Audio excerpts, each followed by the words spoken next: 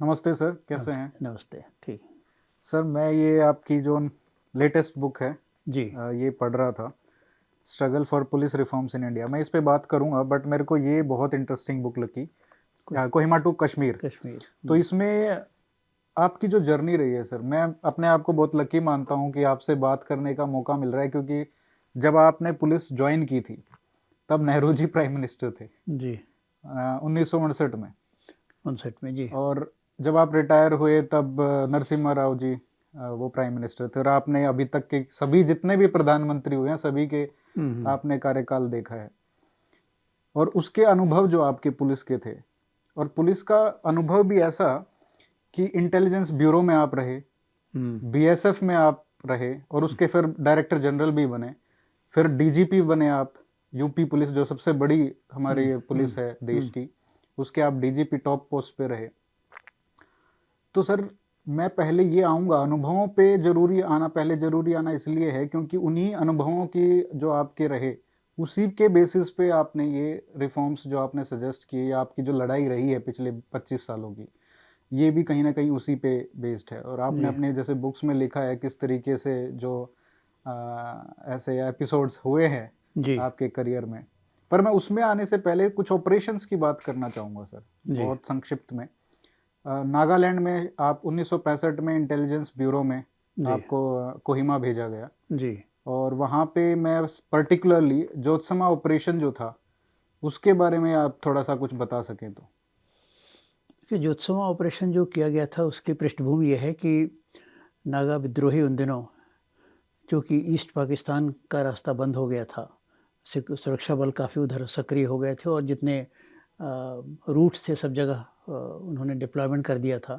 तो फिर उन्होंने सोचा कि कोई नया रास्ता निकालना है। फिर उन्होंने चीन का रास्ता ढूंढ के निकाला कि इधर नागालैंड से बर्मा में सोमरा ट्रैक्ट के थ्रू घुस जाएंगे और वहाँ से फिर यूनान प्रोविंस चाइना चले जाएंगे। तो ये रास्ता उन्होंने निकाला और इस रास्ते से करीब 350 नागा विद्रोहियों का गैंग एक गया हुआ था यूनान प्रोविंस, और वहाँ करीब 1 साल ट्रेनिंग प्राप्त करने के बाद वो वापस लौटा। तो हम लोग को पता था कि इतने लोग निकल गए हैं, ये तो पता था, पर कैसे निकले, किधर से चले गए, ये पता नहीं चला। और फिर जब लौटने की खबर हुई तो आखिर 350 आदमी के लौटने की खबर भी इंटेलिजेंस को मालूम ही हो गई थी कि इतने लोग लौट रहे हैं। पर बड़ी होशियारी से वो लोग नागालैंड की सीमा के अंदर प्रवेश कर गए। मतलब भारी संख्या में नहीं, पर कहीं से 10 आदमी, कहीं से 20 आदमी, इस तरह कर आगे। पर ये था कि आखिर में उनको एक जगह मिलना है। तो जो जगह उन्होंने फ़िक्स की थी वहाँ मिले, और बाद में एक ये था कि एक सीक्रेट कैंप में चले जाना है जहाँ किसी को उसके बारे में पता ना हो। तो ये लोग अंगामी क्षेत्र में जोत्समा गाँव है, वहाँ पे जाके ये लोग, एक सीक्रेट हाइड आउट था, वहाँ पे ये लोग छिपे थे। और पर किसी नागालैंड में, मतलब आम जनता को पता नहीं था कि ये लोग कहाँ कैंप कर रहे हैं। अब भारत सरकार को ये चिंता थी कि आखिर 350 आदमी पूरा साज-सज्जा के साथ चाइना से लेटेस्ट वेपन्स लेकर और वहाँ से ट्रेनिंग लेकर आए हैं। आखिर ये लोग गए कहाँ हैं? इनका पता करना ज़रूरी है, वरना अगर ये इनिशिएटिव ले लिए और इन्होंने हिंसात्मक घटनाएँ शुरू की तो बड़ी बड़ी दिक्कत हो जाएगी। तो पूरा भारत सरकार का पूरा तंत्र लगा था, पर पता नहीं चल रहा था। फिर एक स्टेज ये आई कि जीओसी 8 माउंटेन डिवीज़न, वहाँ 8 माउंटेन डिवीज़न कोहिमा में नागालैंड में डिप्लॉयड था। उसके जनरल थे, उन्होंने मुझे बुलाया। मुझे उनको मुझ पे बड़ा विश्वास था। तो उन्होंने मुझे बुलाया, मैं उस समय असिस्टेंट डायरेक्टर था कोहिमा में। बोला कि Prakash, we must find out the location of this gang because it's causing great concern to government. तो मैंने कहा सब ठीक है, मुझे थोड़ा टाइम दीजिए, क्योंकि मैं जानता हूँ कि गैंग आ गया है, पर हम लोग को भी नहीं मालूम है। तो फिर उन्होंने जब मुझसे ख़ास तौर से कहा तो मैंने और विशेष तौर से इस दिशा में कोशिश करना शुरू किया। जितने सोर्सेस थे उनको सबको ब्रीफ़ किया, डिप्लॉय किया, उनको धनराशि का प्रलोभन दिया कि भई तुम खबर दो, हमें अच्छा खासा इनाम मिलेगा। ये सब कर के आखिर में एक सोर्स ने बता दिया कि साहब ये फलाँ जगह हैं। हम्म। तो जब बता दिया तो फिर हमने कहा भाई ठीक है, अब इसको शेयर करेंगे। हमने जो से 8 माउंटेन डिवीज़न से शेयर किया। उनका Prakash, we need some guides also, वहाँ किधर से जाना होगा, कैसे जाना होगा। तो ख़ैर उस गाइड्स वग़ैरह भी मिल गए, 2 गाइड्स भी मिल गए, और फिर पूरी उसकी नक्शे पे पूरी योजना बनी। और जो से जनरल रॉली थे उस समय कमांडिंग ऑफिसर 8 माउंटेन डिवीज़न के, बहुत ही बढ़िया अफ़सर थे, इतने बढ़िया आर्मी ऑफ़िसर मैंने कम देखे हैं। मतलब उनमें देश के प्रति एक तो कमिटमेंट था और जज़्बा था कि कुछ न कुछ करना है। किसी को चैन से नहीं बैठने देते थे। आर्मी के जितने यूनिट थे, सब लोग सतर्क रहते थे कि कब जनरल साहब धमक जाएँगे और कब किस बात पे डाँट पड़ जाए। बहुत ही बढ़िया अफ़सर थे। तो उन्होंने फिर ये तय किया और करीब 1 ब्रिगेड के करीब उन्होंने फ़ोर्स मोबिलाइज़ की, क्योंकि 350 आदमी थे, वो भी काफ़ी बड़ी संख्या होती है। और ये था कि इस 1 ब्रिगेड इसलिए कि पूरे एरिया को घेरना चाहते थे, जिस कोई क्षेत्र में निकल थे। ना दो जाए। बड़ा एक लंबा कॉर्डन लगा रहे थे। तो कॉर्डन तो रात को लगना शुरू हो गया था, पर ऐसा लगता है कि भोर के समय कोई 1-2 नागा कहीं बाहर निकले, हो सकता है कॉल ऑफ नेचर अटेंड करने के लिए निकले या कैसे निकले, तो उनको आहट लग गई और उनको अंदाज़ लग गया कि ये तो फ़ौज, हिंदुस्तान की फ़ौज यहाँ घेरा लगा रही है। उन्होंने जाके अंदर सतर्क किया। अब नागा विद्रोहियों का भी कमाल कहेंगे, उन्होंने तुरंत झटपट सारा सामान बाँध लिया, वेपन्स वगैरह, हथियार व जो था पैकिंग-वैकिंग सब कर ली। और ये था कि यहाँ से निकल के भागना है, वरना तो अगर अटैक शुरू हो गया तो मुश्किल हो जाएगी। इसके पहले कि अटैक शुरू हो, we must break through the cordon. तो उन्होंने एक एरिया, जो एक मेजर विश्वास एक कंपनी कमांडर थे, वो जिस क्षेत्र में थे उस क्षेत्र से ये नागा विद्रोही एकदम घेरा तोड़ते हुए निकल गए। तोड़ने के समय मतलब एक काफ़ी मतलब एक्सचेंज ऑफ फायर हुआ दोनों तरफ से और काफ़ी कैजुअल्टीज़ भी हुई दोनों तरफ से। अब कैजुअल्टीज़ की संख्या ना तो इंडियन आर्मी ने बताई ना नागा विद्रोही ने बताई, पर यह है कि अगर कैजुअल्टीज़ उनकी तरफ से हुई तो उनको उठा के ले गए। कोई मतलब डेड बॉडीज़ नहीं मिली, पर ऐसा अंदाज़ है कि करीब कम से कम 25-30 आदमी तो कुल ज़रूर ही मरे होंगे दोनों तरफ से मिला के। तो अब कैजुअल्टीज़ काफ़ी हुई और एक मतलब नागा विद्रोहियों को इस बात की बड़ी फ़िक्र हुई कि ये इतना सीक्रेट हाइड आउट था, हम लोग किसी को, सबको सख्त हिदायत थी, किसने हमारे साथ धोखा किया, किसी ने तो धोखा किया। तो अब वो पता लगाना शुरू किए, बहुत दिन तो नहीं, पर 1 डेढ़ महीने में उनको मतलब उनकी भी इंटेलिजेंस होती है और आखिर वो तो वहीं के रहने वाले हैं सब आदमी। तो उनको पता चल गया कि इसकी योजना प्रकाश सिंह ने बनाई थी और प्रकाश सिंह ने ही इसके पता लगाने के लिए ख़ास तौर से प्रयास किया था। तो खैर, जहाँ तक वो जोत्सवा एनकाउंटर की बात है, मतलब वो भारत के लिए एक सफलता इस मायने में थी कि करीब, ठीक है, कुछ कैजुअल्टी ज़रूर हुई होंगी जिसकी संख्या मुझे नहीं मालूम, परंतु ये थी कि 22 नागा विद्रोही पकड़े गए थे। उनके साथ हथियार मिले, साजो-सज्जा मिली और काफ़ी सामान मिला और बहुत महत्वपूर्ण बात है, बहुत सारी डायरीज़ मिली, जो डायरीज़ इन्होंने चाइना में मेंटेन की थी विद्रोहियों ने। तो किस तरह की इनको ट्रेनिंग दी गई, सब उसमें लिखा था। तो चाइना का हाथ पकड़ा गया तो इसमें। चाइना का हाथ का एक अकाट्य प्रमाण, इनकॉन्ट्रोवर्टिबल एविडेंस मिला। और हमें याद है जो चाइनीज़ चार्ज अफेयर्स को भारत सरकार ने बुलाया और उनको समन किया गया और कहा गया कि मतलब we have got incontrovertible evidence of Chinese involvement in India's north eastern affair, और एक स्ट्रॉन्ग प्रोटेस्ट नोट उनको दिया गया। उन दिनों का परिणाम स्वरूप आपको भी, तो आपके सर पे भी तो फिर बाउंटी हो गई। उसके बाद ये तो हुआ, फिर अब ये तो मतलब कंट्री टू कंट्री जो हुआ, पर उसका जो ज़मीन लेवल पे मेरे लिए जो हुआ ये कि जब उनको ये मालूम हो गया कि प्रकाश सिंह इसके लिए ज़िम्मेदार थे और फिर उनको पता चला कि एक और जगह उनके ऊपर अटैक हुआ, तो वो भी प्रकाश सिंह ने किया था। तो फिर उनका उस समय जो तंत्र था, उसको नागा फेडरल गवर्नमेंट कहते थे, उसके प्रेसिडेंट थे रेवरेंड मैथ्यू। उन्होंने एक अहज़ा निकाला, अहज़ा नागा शब्द है, अहज़ा का माने एक ऑर्डर, गवर्नमेंट ऑर्डर निकाला कि साहब ऐसे हमारे ऊपर 2 जगह हमला हुआ और ये इंटेलिजेंस ऑफिसर है, यही इसके लिए ज़िम्मेदार थे। तो ये ऑर्डर जो एड्रेस था, it was address to Naga security command. Naga security command Naga army का, विद्रोहियों का संगठन था। नागा आर्मी का एक ऐसा हिस्सा था जो पॉलिटिकल असैसिनेशंस में, ट्रेन्स को उड़ाने में, पुल को उड़ाने में, इस तरह के काम में वो स्पेशलाइज़ करते थे। तो उनको ये आदेश दिया गया कि साहब प्रकाश सिंह को आप ठिकाने लगाइए। उसके मतलब ये था कि इनको ख़त्म कर देना है। ये आदेश हुआ, पर हमारा इंटेलिजेंस नेटवर्क इतना अच्छा था कि इस आदेश होने के 1 हफ़्ते के अंदर ही हमें उसकी एक प्रतिलिपि मिल गई। अब मिल गई तो फिर अब यह है कि उस पे अब वो मेरे हाथ में ही आई। सवेरे मैं दफ्तर में फाइल अपने पलट रहा था कि क्या-क्या नए डॉक्यूमेंट्स आए हैं, तो उसमें एक डॉक्यूमेंट ये भी था। तो अब मेरे समझ में नहीं आया कि इसका करें क्या? ये तो बहुत मतलब 4-5 मिनट सोचता रहा। फिर मैंने अपने जो डिप्टी डायरेक्टर थे उनको दिखाया। फिर हम लोगों ने विचार विमर्श कहा कि अभी तो कुछ समझ नहीं आ रहा क्या करना है, परंतु ये है कि इसको दिल्ली को इसके बारे में सूचना देना बहुत ज़रूरी है। तो उन दिनों तो मैसेज कोड की जाती थी हाथ से, उसका कोडेड मैसेज बनाई गई और एक टॉप सीक्रेट कोड से उसको दिल्ली खबर भेजी गई। दिल्ली में जब इन लोगों को मिली तो इनको बड़ी चिंता हुई कि ये तो बहुत गंभीर बात है। फिर दिल्ली से तुरंत ये खबर आई कि आप पहली फ़्लाइट लेके दिल्ली आ जाइए। फिर दिल्ली में जोरहट से उन दोनों फ़्लाइट जाती थी, आजकल तो दीमापुर से जाती थी। तो मैं जोरहट गया, वहाँ से फ़्लाइट लिया और दिल्ली चला गया।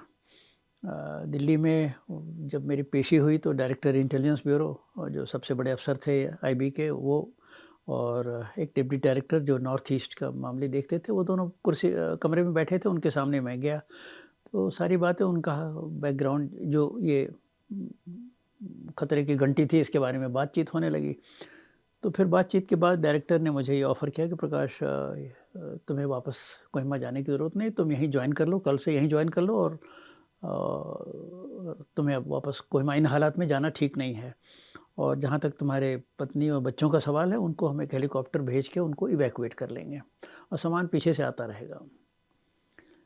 उनको ये था कि कहीं पत्नी और बच्चों को कुछ परेशानी ना हो जाए, अगर हम ना मिले तो जो मिले उसी को हमला करो। तो अब मैं बड़े असमंजस में पड़ गया। मैं इस तरह से एब्रप्ट मूवमेंट के लिए मेंटली तैयार नहीं था और फिर मेरे मन में पता नहीं अंदर ये आवाज़ आई कि प्रकाश क्या तुम डर गए? ये अंदर से एक जैसे किसी ने मुझसे सवाल पूछा तो मैं तो डरने का कोई काम कहे तो मैं वही काम करता हूँ जो जिसमें लोग कहते हैं इसमें तो खतरा है। तो मेरे मुँह से अपने आप पता नहीं ईश्वर की प्रेरणा से निकल गया कि सर मुझे तो विश्वास है जाको राखें साइयाँ मार सके ना कोई, इसलिए मुझे जाने दीजिए। जो भी खतरा है मैं फेस करूँगा और प्रिकॉशंस जो कुछ हो सकते हैं लिया जाएगा। जब उन्होंने देखा कि ये खुद ही नहीं जाने की बात कर रहा है तो उनका ठीक है, तब तुम अगर तुम खुद तैयार हो, ये खतरा मोल लेने के लिए तुम तैयार हो तो जाओ। और उन्होंने डिप्टी डायरेक्टर से कहा कि इनके लिए एक बुलेट प्रूफ वेस्ट का ऑर्डर कर दो। उन दिनों बुलेट प्रूफ वेस्ट बहुत रेयर कमोडिटी थी, मिलती नहीं थी। तो ये था कि बॉम्बे ऑर्डर करना पड़ेगा, बॉम्बे से आएगा। वो बॉम्बे से ऑर्डर हुआ कि नहीं हुआ मैं नहीं मालूम, बहरहाल वो बुलेट प्रूफ वेस्ट हमें नहीं मिली। तो मैं तो ऐसे ही फिर जो कुछ प्रिकॉशन ले सकते थे लौट के आए। तो नागालैंड पुलिस ने एक गार्ड लगा दिया, एक पर्सनल हमें सिक्योरिटी ऑफिसर दे दिया, वो सब हुआ। पर ये है कि हमने सोचा कि मतलब थोड़े दिन तक भूमिगत रहना ज़्यादा ज़रूरी है। तो मैं मतलब नागालैंड में ही टूर करता रहा, इधर-उधर जगह जाता रहा। और ये है कि टूर मेरा एडवर्टाइज़्ड, जैसे टूर नोट कि यहाँ से यहाँ गए, हमारे दफ़्तर को भी नहीं मालूम होता था कहाँ गए। बस हमारे जो सीनियर थे डिप्टी डायरेक्टर उनको मालूम था कहाँ गए और हर दिन का कोड अलग होता था, गाड़ी का नंबर प्लेट बदला जाता था। ये सब है, मतलब हर प्रिकॉशन लेके और जहाँ गए वहाँ फिर 3-4 दिन 5 दिन रहे, उसके बाद फिर लोकेशन बदल दिया। इस तरह करके हम नागालैंड में ही काफ़ी दिन 3 हफ्ते करीब इधर-उधर घूमते-घामते रहे। फिर कुछ संयोग ऐसा हुआ कि नागा फेडरल गवर्नमेंट ही मुसीबत में पड़ गई। नागाओं में कुछ फूट पड़ी और नागाओं में जो अंगामी ट्राइब्स का वर्चस्व था, सेमा ट्राइब्स उनसे ज़रा नाराज़ रहते थे। तो सेमाओं की अंगामियों से एक डिफरेंस ऑफ ओपिनियन हुआ उनका। और सेमा विद्रोहियों ने एक नागा फेडरल गवर्नमेंट से अलग अपनी एक अलग गवर्नमेंट बना ली। उसको कहते थे रेवोल्यूशनरी गवर्नमेंट ऑफ नागालैंड। उसके प्रमुख थे कोघाटो सुखाई और कैटो सेमा वगैरह उसके प्रमुख थे। और इन्होंने क्या किया कि फेडरल गवर्नमेंट का जो हेडक्वार्टर था चिडेमा में, उस पे अटैक करके वहाँ बहुत सारा सामान उठा ले गए। तो मतलब 1 महीने बाद कुछ ऐसा हुआ कि फेडरल गवर्नमेंट अस्त-व्यस्त हो गई और अपने वो आप में ही लड़ रहे थे अपने आपस में जो लड़ाई शुरू हुई तो उसमें उनको अपने अस्तित्व बचाने के खतरे में फिर 1 महीने बाद मुझे लगा कि अब खतरे का थोड़ा-सा जो ग्रेविटी थी, उसकी जो गंभीरता थी, कम हो गई। फिर भी मैं प्रिकॉशन तो लेता ही रहा और ईश्वर की, मैं कहूँगा ईश्वर की दया थी कि कोई ऐसा अनिष्ट नहीं हुआ। और मैं वहाँ से बाद में उसके इस खतरे के भी करीब 3 महीने बाद ही मैं बाहर निकला। तो मैंने ये सब बातें अपनी पत्नी को नहीं बताई थी कि वो परेशान हो जाएंगे। और इतना जब आप ट्रेन में बैठ के निकल चुके थे वहाँ हाँ से? जी हाँ, मैं दीमापुर से जब मैं ट्रेन में ट्रांसफ़र पे चला गया और दीमापुर से ट्रेन मिलती थी, निकल के जब मेरी ट्रेन आसाम की सीमा में पहुंच गई, तब हम लोग कूपे में बैठे थे, हम हमारी पत्नी और हमारे दोनों बच्चे। एक हमने कहा 2 बर्थ काफ़ी है हम लोग के लिए। तब वो दरवाज़ा तो बंद था। मैंने कहा देखो ऐसी-ऐसी बात हुई थी। तो मेरी पत्नी बिल्कुल मुझे याद है अभी एकदम हक्का-बक्का होके मेरी बातें सुन रही थी। और तब उनको समझ में आया कि जो मैं ये सब मेरा टूरिंग ये वो जैसे कभी मैं 4 बजे सवेरे निकल गया, मतलब इसके पहले कोई देखे भी ना कि यहाँ से चले गए। तो ये सब जो था उससे वो परेशान तो रहती थी, पर कभी उन्होंने हमसे कभी कोई ऐसा सवाल पूछा नहीं, क्योंकि वो भी जानते थे कि ये सीक्रेट काम करते हैं और किसी से शेयर नहीं करते हैं। तो वो पूछते नहीं थे, पर परेशानी तो मुश्किल उनको तो होता है परिवार परेशानी तो होती है परिवार को, और उनको आभास लग गया था कि कुछ है गड़बड़, कुछ हम्म। गड़बड़ है। अब क्या गड़बड़ है ये उनको नहीं मालूम। हाँ। तो फिर आसाम की सीमा में जब पहुंच गए तब उनसे मैंने शेयर किया, तब तक ये अध्याय समाप्त हो चुका था ज्योत्समा का।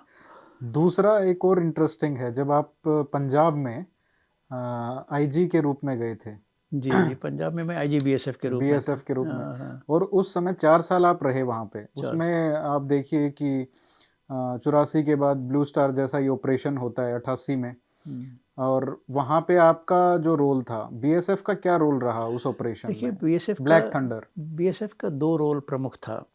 एक तो ये था कि हमारे प्रमुख भूमिका जो थी वो था सीमाओं की सुरक्षा करना। जी। परंतु उस समय बीएसएफ को और सीआरपीएफ को भी रिबेरो साहब ने, उस समय डीजीपी थे, उन्होंने काउंटर इंसर्जेंसी की जिम्मेदारी दे दी थी और कुछ जिले अलॉट कर दिए थे। जैसे अमृतसर उन्होंने सीआरपी को दिया था कि यहाँ काउंटर इंसर्जेंसी आप करिएगा, गुरदासपुर बीएसएफ को दे दिया था। और ये था कि आईजी बीएसएफ गुरदासपुर के लिए आईजी पंजाब की हैसियत से भी काम करेगा।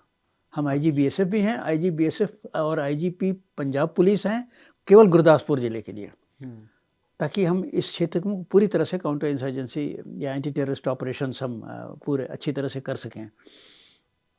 तो गुरदासपुर ज़िले की आंतरिक सुरक्षा और सीमाओं की सुरक्षा, ये 2 प्रमुख दायित्व थे। बीच बीच में गिल साहब कुछ कभी ये था कि भाई कुछ खास काम देते थे। एक बार उन्होंने मंड को कहा था कि भाई मंड का एरिया ऐसा है जो मतलब जो आतंकवादियों के छिपने की बड़ी अच्छी जगह थी अच्छा। पंजाब में। तो वहाँ मंड में आतंकवादी छिप जाते थे, और गिल साहब का अभी तक की जो प्लानिंग ये होती थी कि सीआरपी की 8-10 कंपनी को लगाया, उससे सरकंडा वाले क्षेत्र में, जंगली क्षेत्र में घुस गए, और उसके बाद उन्होंने हाका लगाया, सब लोग आतंकवादी छोड़ के भाग जाते थे। इसी तरह होता था। एक बार उन्होंने बार-बार करना हाका पड़ता लगाया था। तो बार-बार होता था। तो उन्होंने कहा प्रकाश भाई इसका कुछ परमानेंट उपाय ढूंढो। तो उन्होंने ये जिम्मेदारी मुझे दी कि अब मंड सीआरपी से तो हम कई बार करा चुके, अब तुम जिम्मेदारी लो इसको मंड को साफ करने की। तो हमने अपने अफसरों से बैठ के डिस्कशन किया। फिर हम लोगों ने ये सोचा कि हाका लगाना इसका सोल्यूशन नहीं है। हम लोगों ने एक बटालियन का मुख्यालय उसी मंड क्षेत्र में स्थापित कर दिया। हमने कहा हमारी बटालियन ही यहीं रहेगी, और बटालियन को ये टास्क ये था कि रोज़ आप अलग अलग दिशा में बाय सरप्राइज जाइएगा ऑपरेशंस करने, ताकि अब आतंकवादी घबराए कि भाई ये तो यहीं आके बैठ गए। तो और उन्होंने देखा कि इनका कोई ठिकाना नहीं, कभी ये एक दिशा में जाते हैं, कभी दूसरी दिशा में जाते हैं, कब कहाँ टक्कर हो जाए हम मारे जाएंगे। तो वो फिर मंड छोड़ के चले गए। और फिर गिल साहब ने इसकी बड़ी तारीफ़ की कि पहली बार ऐसा हुआ है कि मंड से आतंकवादी स्थायी रूप से चले गए बीएसएफ के आने के बाद। इसकी उन्होंने बड़ी तारीफ़ की थी, और जो उन दिनों के अखबारों में भी निकला था, जिसकी कटिंग्स मेरे पास हैं। तो अच्छा, उस टाइम गिल साहब वहीं पे थे? उस समय गिल साहब डीजीपी हो गए थे। हमारे कार्यकाल में हम 4 साल थे, तो कुछ शुरू में तो रिबेरो साहब थे, बाद में ज़्यादा समय गिल साहब थे। कैसे ऑफिसर थे वो? उनसे कभी? गिल साहब बहुत ही मतलब दबंग अफसर थे, बड़े शेर दिल आदमी, मतलब शेर का कलेजा। जैसे पर्सनल इंटरेक्शन आपका क्या था, कुछ यादें? शेर का कलेजा था। अब ये है कि आदमी जरा प्रोफेशनल ज़्यादा बड़े डोमिनेटिंग थे, तो कभी कभी हमारा स्वभाव ऐसा है कि हमसे कोई डोमिनेट ना करे। हमसे आप काम जो चाहे ले लीजिए, पर हमको बुली मत करिए। एक आध बार उन्होंने बुली करने की कोशिश की, तो मैं भी उलट के जवाब दे दिया उनसे। तो दरअसल मुझसे उनको बुरा लगा कि भाई ये आदमी हमसे जवाब देता है। पर हमारा ये था, आप हमसे मुश्किल से मुश्किल काम दे दीजिए, जो चाहे काम ले लीजिए, but treat me with respect. एक बार उन्होंने कुछ तरह मुझे लगा कि उस सीमा पार कर गए, तो फिर मैंने भी उलट के उनको बड़ा कस के जवाब दे दिया था, जो उन्हें बुरा लगा। तो खैर अब ये सब बातें हों, पर मैं ये जानता था कि हम लोग को मिलजुल के काम करना, और हमारे में जो भी डिफरेंसेस हुए हों किसी समय, पर यह है कि एक नेशनल इंटरेस्ट में, मतलब देश के हित में, हमने हमेशा एक कंधे से कंधा मिला के काम किया, और जो भी मुश्किल काम उन्होंने दिया हम लोगों ने किया। कई लोग ये बात करते हैं कि ब्लैक थंडर की तरह ही ब्लू स्टार भी हो सकता था, you could have waited them out, supplies cut कर सकते थे इस तरीके से। तो क्या उस तरीके से आप देखते हैं कि black thunder was less of an operation because it is considered a huge success? देखिए, दोनों ही ऑपरेशन सक्सेस थे, इसमें कंपेयर करना शायद बहुत उचित नहीं होगा, दोनों की परिस्थितियां अलग थी। जब ऑपरेशन ब्लू स्टार लिया गया उस समय तो एक तरह से पैरेलल गवर्नमेंट चल रही थी। भिंडरावाला की पूरी सरकार थी और गोल्डन टेम्पल से सारे हुक्म जारी होते थे, फरमान जारी होते थे, किसको मारना है, किसको क्या करना है, क्या कपड़ा पहनना है, लड़के लड़कियों को स्कूल में, वो सब वहीं से आदेश होते थे। और सरकार के हुक्म की तामील हो या ना हो, पर जो आदेश गोल्डन टेम्पल से निकलता था वो उसकी तो तामील होनी ही थी, वरना उनके खिलाफ उन दिनों हालात। और पूरी तरह से बहुत सारे एक्स आर्मी जो सिख ऑफिसर्स थे वो वहाँ पे थे, कई रिटायर्ड सीनियर ऑफिसर्स सिख कौम के वहाँ आतंकवादियों से मिल गए थे, तो उन्होंने बड़ा अच्छा स्ट्रॉन्ग डिफेंस बना लिया था। और इतना फॉर्मिडेबल डिफेंस था कि उस समय शायद जो ऑपरेशन ब्लू स्टार हुआ उसके अलावा और कोई विकल्प था नहीं। वो अभी ठीक है, वो जब अलग अलग अलग सर्कमस्टांसेस। अलग परिस्थितियाँ अलग थी, मैं दोनों को कंपेयर नहीं करना चाहूँगा, पर यह है कि ऑपरेशन ब्लू स्टार अपनी जगह एक अनअवॉइडेबल ऑपरेशन था जो मिसेस गांधी को ऑर्डर करना पड़ा। अब उसमें मतलब हो सकता है कुछ चीज़ें अवॉइड की जा सकती थी, जैसे अकाल तख्त को जो डैमेज हुआ वो क्या अवॉइड हो सकता था, नहीं ये सोचने की बात है। ऑपरेशन ब्लैक थंडर जो है उसकी अलग उस समय आप उस समय वहाँ पे थे? मैं था वहाँ पे, पर मैं ईमानदारी से कहूँगा बीएसएफ का रोल उसमें ज़्यादा नहीं था। बीएसएफ का रोल था परंतु ज़्यादा नहीं था। मुख्य भूमिका उसमें थी जो नेशनल सिक्योरिटी गार्ड की थी, मुख्य भूमिका उनकी थी। और ठीक है, पंजाब पुलिस थी, सीआरपीएफ थी और कुछ और फोर्सेस भी थी।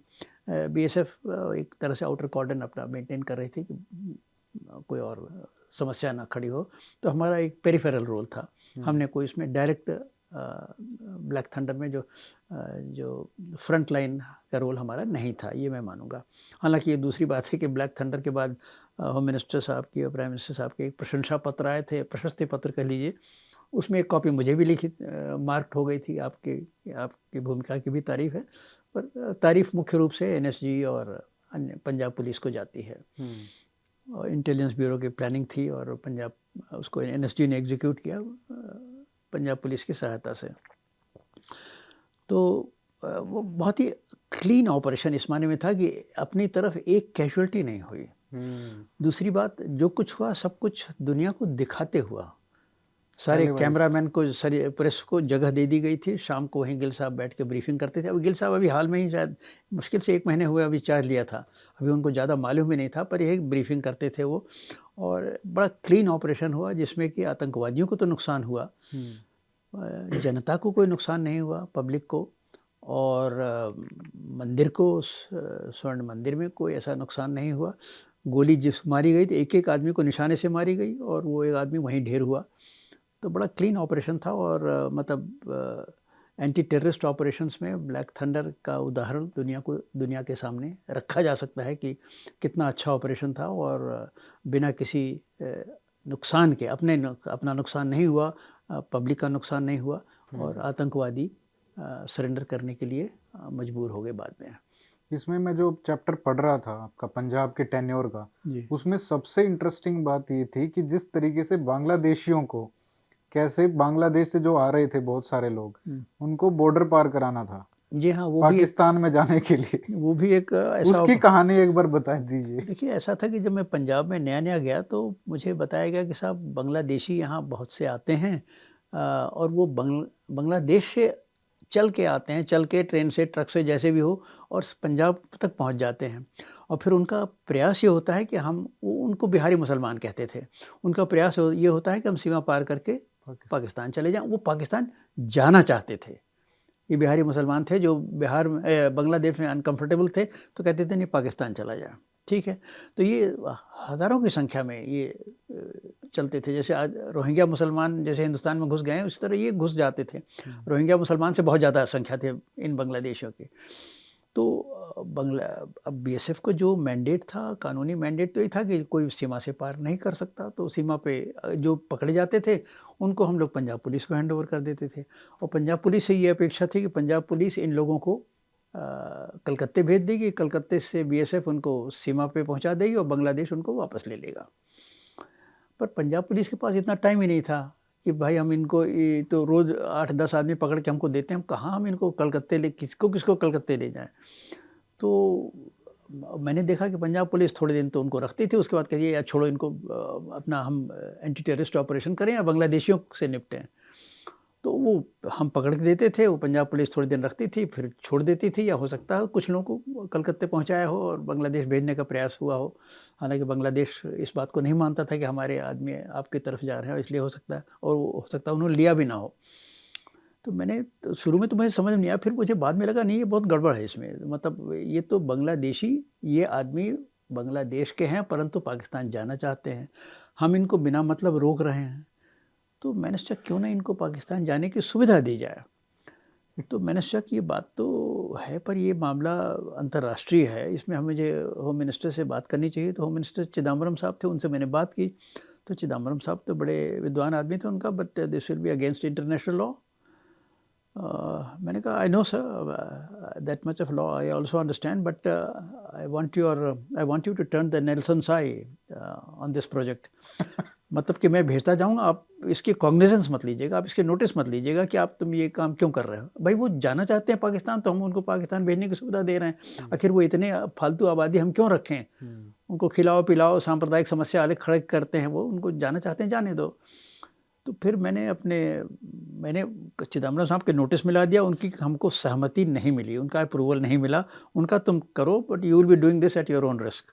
मैंने कहा ठीक है साहब, खतरा लेना तो खतरा लेने में मुझे कोई परेशानी नहीं थी, जब तक मेरी नीयत सही हो और मैं राष्ट्र हित में काम कर रहा हूँ, तब तक मुझे कोई भी खतरा लेने में संकोच नहीं।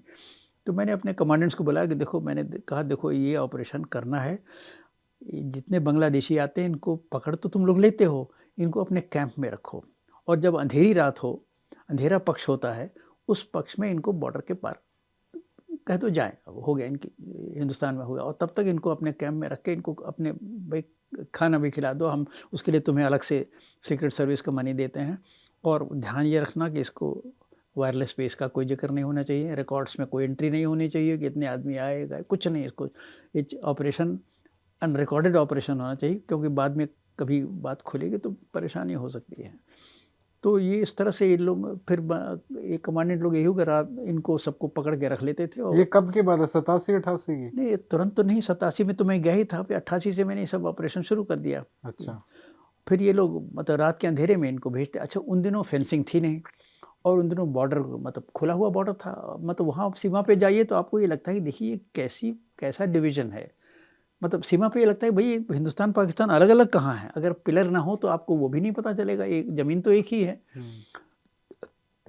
अच्छा, डिप्लॉय हमारे लिए परेशानी पाकिस्तान से हो रही थी कि हथियारों की सप्लाई वगैरह, तो बॉर्डर सिक्योरिटी फोर्स के जवान तो बड़े हैवीली डिप्लॉयड थे बॉर्डर पे, पाकिस्तान रेंजर्स आराम करते थे, उनको कोई परेशानी थी नहीं। अच्छा, तो चूँकि हम हैवीली डिप्लॉयड थे, इसलिए हम कोई सीमा पे ऐसा काम करें तो उसको वो रोक नहीं सकते थे।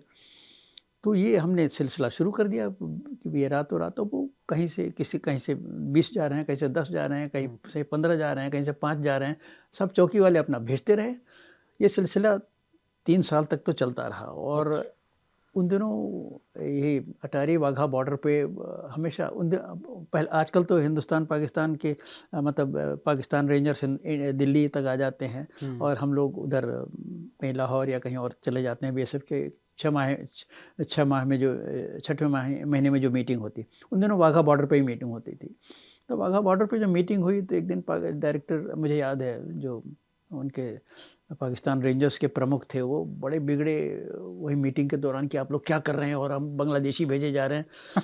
मैंने कहा जनरल साहब आप ये बताइए, मैंने कहा we are sending you half starved, famished, lean and thin Bangladeshi, and you are exporting to India well trained, well fed, well armed militants to spread terror in India. आप वो बंद करिए, हम ये बंद कर देते हैं। इसका उनके पास कोई जवाब नहीं था। वो भी जानते थे कि वो सिख नौजवानों को ट्रेनिंग देकर और उनको सिखलाई करके और अच्छे हथियार लगा के पंजाब भेज रहे हैं, पंजाब में आतंक फैलाने के लिए। तो मैंने कहा आप ये अपना धंधा बंद करिए, हम ये धंधा बंद करते थे। इसका उनके पास कोई जवाब नहीं था, फिर वो चुप हो गए। तो इस तरह सिलसिला 3 साल तक चलता रहा। मेरे आने के बाद क्या हुआ मुझे फ्रैंकली मालूम नहीं। पर यह है कि मैंने अब अच्छा मेरे पास कोई रिकॉर्ड भी नहीं है कि कितना, पर मेरा मोटा मोटा अंदाज़ है कि 25-30 हज़ार बांग्लादेशी तो हमने ज़रूर पार करा दिए होंगे, मोटा मोटा अंदाज़ है। आजकल 10 बांग्लादेशी लोग नहीं भेज पाते हैं और हमने 25-30 हज़ार पार करा दिया। और ये लोग, ऐसा नहीं था कि मैं इनको धक्का दे रहा हूँ, अपने आप ही जा रहे ये तो थे। बड़े खुश थे कि साहब आपने हमको जाने दिया। हम्म। ये तो मतलब स्वेच्छा से जाने वाले थे। मैंने कहा भैया ठीक है, स्वेच्छा से जाओ, हम दरवाज़ा खोल देते हैं, जाओ। बट सर उससे पहले मतलब 71 से लेके 85, 86, 87, 88 तक जब तक आप आए तब तक तो रोक के ही रखते थे, और तब क्या तक पता वापस भी भेज देते हो। कोई दिल्ली बस गया, कोई मुंबई बस हाँ, हाँ, गया, कोई वो नहीं ऐसे। मतलब उस समय तक मतलब इनको पाकिस्तान भेजने की सुविधा देने का कोई नहीं था। ये तो मैंने अपने स्तर पे ये निर्णय लिया कि नहीं भाई, हम जो देश के हित में वो काम करना है, अगर इसका कोई नुकसान होता है, कोई खामियाजा भुगतना पड़ता है तो मैं भुगतूंगा, ठीक है, देखा जाएगा। पर ये देश के हित में यह है कि ये लोग जाना चाहते हैं, इनको जाने दिया जाए। सर इसमें लास्ट ऑपरेशन की बात करूंगा मैं, जब हजरतबल का, जब आप डायरेक्टर जनरल थे बीएसएफ के और कश्मीर में आप पोस्टेड थे, फाइनल आपकी वही पोस्टिंग थी, तो 93-94 की बात है जब हजरतबल में वहाँ पे एक एपिसोड होता है, उसमें बीएसएफ का कितना बड़ा रोल था?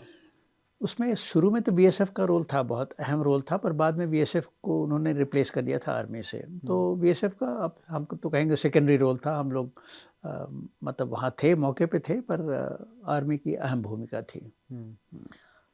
इसमें सर अब इसमें आते हैं कि जो 3 एपिसोड जो आपने इस अपनी पुस्तक में भी गिनवाए हैं, इसमें भी और इसमें भी कहीं ना कहीं जिक्र आता है जब आप मेरठ रेंज के डीआईजी थे।